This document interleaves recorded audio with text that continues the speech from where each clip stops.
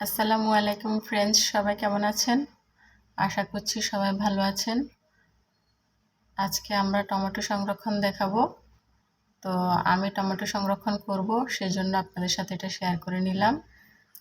এখন আমি টমেটো সংরক্ষণ করার জন্য কিছু ফ্রেশ টমেটো নিয়েছি। যেহেতু আমি এটাকে সংরক্ষণ করব, সেই জন্য আমি চেষ্টা করেছি তুলনামূলক ফ্রেশ টমেটো নেওয়ার জন্য। এই ধরনের বড় বড় টমেটোগুলো একটু কম টক হয়। আর আমি কিছু ছোট টমেটো নিয়েছি।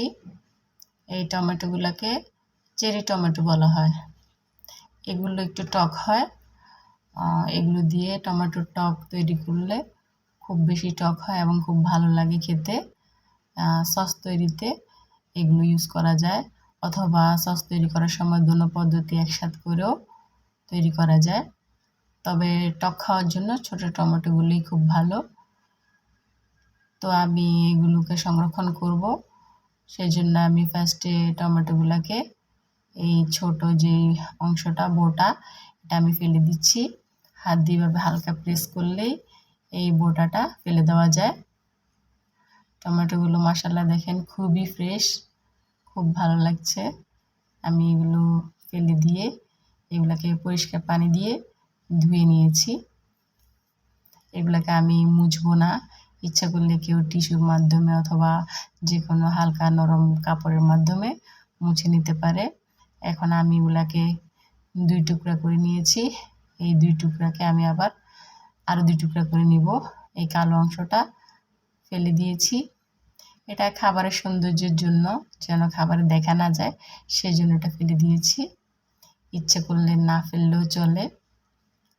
এখন এগুলাকে এইভাবে সবগুলো টমেটোকে আমি 4 টুকরা করে নিব, নিয়ে এগুলাকে রেখে দেবো। এই কাজটা আমি যে কোনো কেউ ছুরি অথবা বটি যেভাবে যেটা দিয়ে কাজ করতে অভ্যস্ত, সেভাবে কাজটা কমপ্লিট করতে পারে।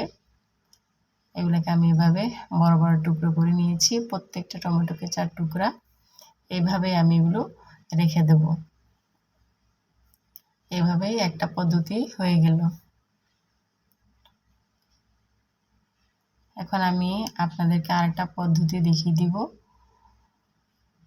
সেটা হচ্ছে, এতক্ষণ যেভাবে কেটেছি সেই টুকরোগুলোকে মাঝখানে আরেকটা টুকরো করে নিলে আরেকটা পদ্ধতি হয়ে যাবে। এটা আমি যে কোনো যেই আপনি প্রতিদিন যে সবজিগুলো তৈরি করেন সেই সবজিগুলোতে এই ধরনের ছোট করে কেটে নিলে ইউজ করা যায়। তাহলে আর আলাদাভাবে কেটে নিতে হবে না, এই ধরনের সাইজ করে নিলেই হবে। আমি ওগুলোকে ওইভাবে রেখে দিয়েছি। এটা হচ্ছে থার্ড পদ্ধতি। এগুলোকে আরেকটু ছোট করে নিয়েছি, আরও চিকন চিকন ছোট। এগুলা মাছ ভুনা, নুডলস, যে কোনো পুর তৈরিতে এগুলো ইউজ করা যায়। এগুলো একদম কুচি কুচি ধরনের করে নিয়েছি, এগুলো যেন নেক্সট আর কাটতে না হয়। এগুলোকেও আমি এভাবে রেখে দেব। আর এটা সহ হয়ে গেল 3টা পদ্ধতি। এখন আমি আপনাদেরকে আরেকটা পদ্ধতি দেখাবো। সেটা হচ্ছে, যে চেরি টমেটোগুলো নিয়েছি, সেই চেরি টমেটোগুলো এগুলো আমি ব্লেন্ডিং করে নেব। সেজন্য এগুলোকে কাটার প্রয়োজন নাই, ইচ্ছা করলে কাটতেও পারেন। আমি কেটে এবং না কেটে 2 ধরনের দেখিয়েছি। একটা জিনিস দেখাইনি, এটা হচ্ছে এই কালো অংশটা, এটা আমি ফেলিনি। এটা ব্লেন্ডিং করব, এটা দেখা যাবে না, সেই জন্য এটা ফেলি নাই। এগুলাকে কোনো পানি ইউজ করি নাই, আমি পানি না ইউজ করে এগুলাকে ব্লেন্ডিং করে নিয়েছি। এভাবে আমি সবগুলো টমেটো ব্লেন্ডিং করে নেব।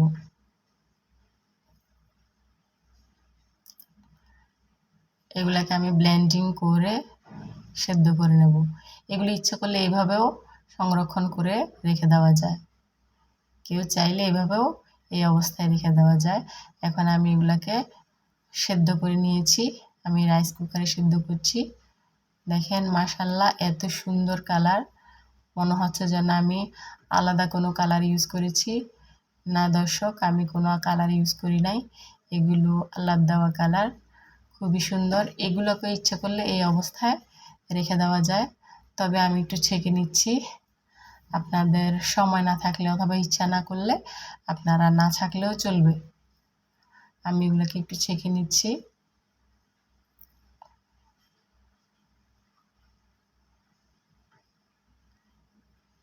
এই ধরনের সংরক্ষণ করে রাখলে এগুলোকে বছরের যে কোনো সময় বের করে সস তৈরি করা যায় অথবা টমেটোর টক খাওয়া যায়। যেভাবে যার ভালো লাগে যে কোনো রেসিপি তৈরি করা যায়। ইচ্ছে করলে মুরগি অথবা যে কোনো কিছু ভুনার সময়, যে কোনো গোশত ভুনার সময়ও এখান থেকে সসের মতো করে এগুলো দিয়ে দেওয়া যায়।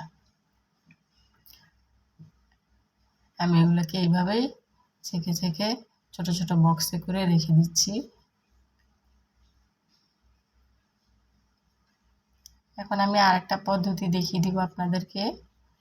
সেগুলো হচ্ছে ব্লেন্ড করব না, যে কোনো পদ্ধতিতে কেটে ওটাকে প্রেসার কুকারে নরম করে ডাল ঘুটনি দিয়ে ঘুটে আমি এগুলোকে নরম করে নিয়েছি। আগের পদ্ধতি আর এই পদ্ধতি প্রায় সেম। ওখানে হচ্ছে আমি ব্লেন্ডিং করে সেদ্ধ করেছি, আর এটা হচ্ছে ব্লেন্ডিং না করে সেদ্ধ করেছি। এগুলাকে আমি এভাবে ডাল ঘুটনি দিয়ে খুব ভালোভাবে ঘুটে নিয়েছি। ইচ্ছা করলে এগুলো এই অবস্থায় রেখে দেওয়া যায়, তবে আমি এগুলো ছেঁকে নেব।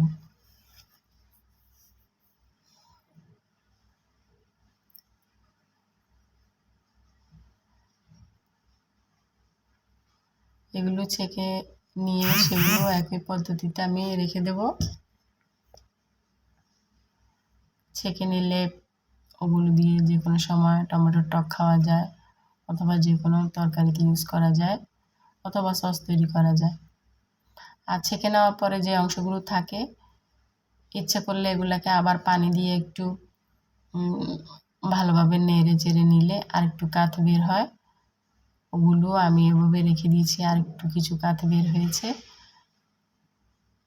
তালের রস আমরা যেভাবে বের করি ওই ধরনের আবার আলাদাভাবে একটু পানি দিয়ে এগুলোকে নাড়াচাড়া করলে এখান থেকে হালকা কিছু কাঠ পাওয়া যায়। আমিও নিয়েছি ওইভাবে। ইচ্ছা করলে এগুলো সহই রেখে দেওয়া যায়, তো আমি রাখিনি। তো এগুলোকেও আমি এভাবে ছোট ছোট বক্স করে রেখে দিয়েছি। এই পদ্ধতিগুলো আমি করেছি, আপনাদের সাথে শেয়ার করেছি। যখন সারা বছর টমেটোর প্রাইস বেশি থাকে তখন আপনারা ইচ্ছা করলে ট্রাই করতে পারেন, ট্রাই করে দেখতে পারেন, ভালো লাগবে। আর আমার জন্য দোয়া করবেন, আমি যেন নতুন নতুন রেসিপি নিয়ে আসতে পারি। আসসালামু আলাইকুম ওয়া রাহমাতুল্লাহ।